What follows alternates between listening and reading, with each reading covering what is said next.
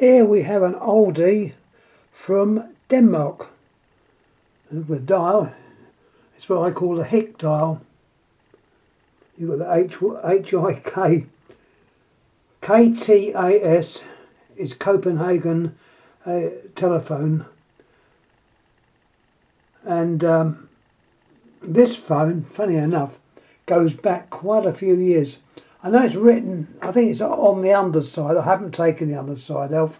All that shows is the very large capacitor, but it's dated in the 30s, so it's older than me. And it's good design. As you can see, there's your handset. Quite weighty. It's 100% correct. You've got names around the outside there, which is worn off a bit, but it's got the other company that made it, and the name Copenhagen actually written in their own language, Denmark. The dial on this one shows the normal dial. When I say normal, the 1 and the 0 are in the normal place, so it's not a reverse dial. But it's definitely KTAS, which is the Copenhagen made. The dial is the slipping cam type. I won't take the dial out. I have shown this before. It's what they call a slipping cam, and I believe it was either invented by Siemens over here or General Electric, but it was a British invention as far as I know.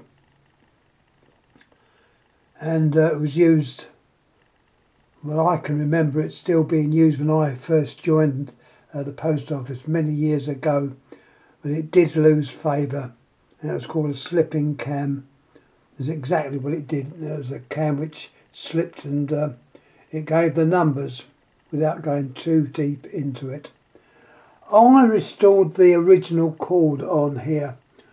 I did change it over, don't know why, to a modern cord, and I thought, no, I'm going to put it back to the original cord. The thing was, the original cord had the ends were cut back. They wasn't very good, so you couldn't terminate them properly.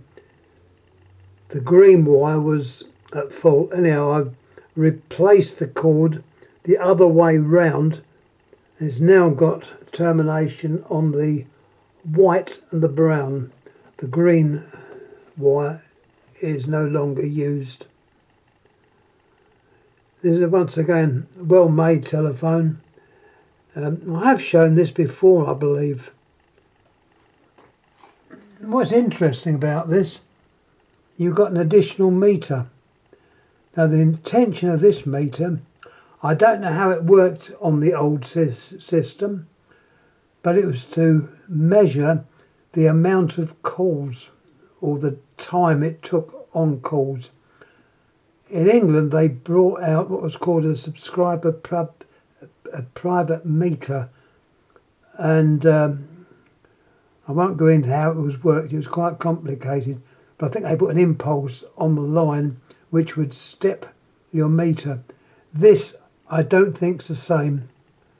So I've never had it working, but that is what that is for. That's a subscriber's, modern times, a subscriber's private meter.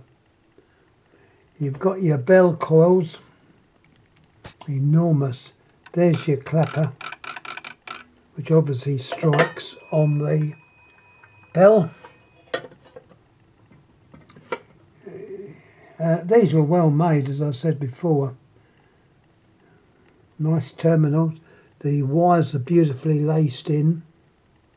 All cloth covered. I know the modern, well, the line cord is actually plastic, but the wires inside are all cloth covered and they're beautifully done. What else can I say? Yeah, the clapper on the bell, it comes out, as I said, to strike on the bell itself. The adjustments are adjusted my little nut and bolt on each side of the armature, if you like, and that's adjusted okay, so I haven't got to touch that. Quite a weighty phone this is. I'm trying to think where I got this from. I think I got it from a seller in America.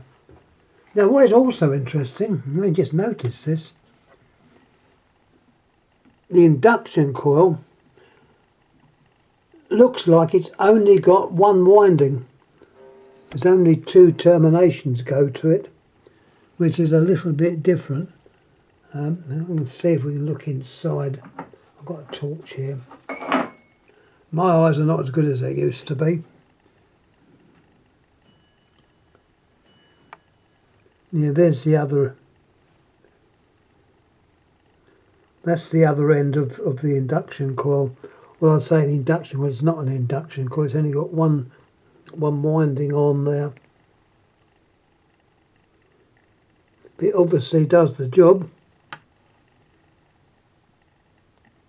I kept looking to see where the date was, but there is a date on it, but I think it's on the other side, as I said before. Yeah. Anyhow, that is more or less all I've got to say about this phone. Well made. You've got a nice dial. I like this dial. You've got the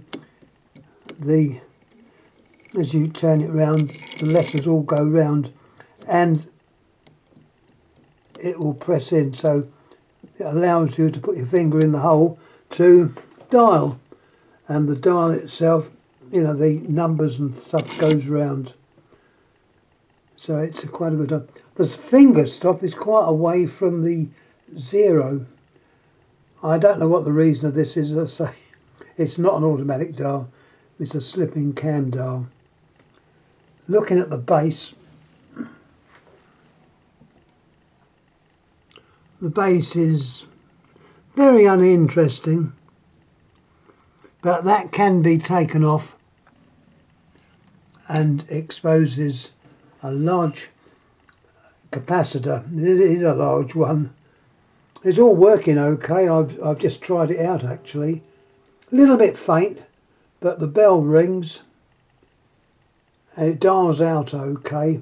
Remember, you can test your dial 17070. That is what you dial, and what you do, you dial it, you get the dial tone, you dial it, wait till the advancer comes back. Oh, please put the handset down and we will ring you back. And it rings you back with your number. In my case, it seems to be a wrong number, but that doesn't really matter. It tests the bell that it works. That's 17070. And 1471 is it gives you the number of the last caller. I don't know if this is on all the systems, but it definitely works on the Virgin, so I can recommend that. Anyhow, that is more or less it. I'm going to put this one up on YouTube. It'll be the second one today. I'm feeling quite a good mood. So there, the line cord and the cord to the handset is a braided cord, and obviously going back to the age of this phone. So it's a nice instrument. It's a nice phone to try and get a hold of. They obviously made one that had a calling button. This one doesn't. You've got the place taking up the space there of your meter. That's just a magnetic meter, which every pulse it steps on, and as I say, those numbers haven't moved. So once again, many thanks for watching. Any questions please make, and I'll try and get back to you. Turn that off. Yep, that's more or less it. The handset looks like it's made of a plastic or Bakelite. It's probably Bakelite, as it's quite old.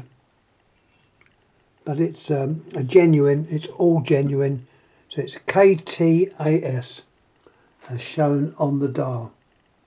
Anyhow, thanks again for watching. Any questions please ask and I'll try and get back to you. Thank you.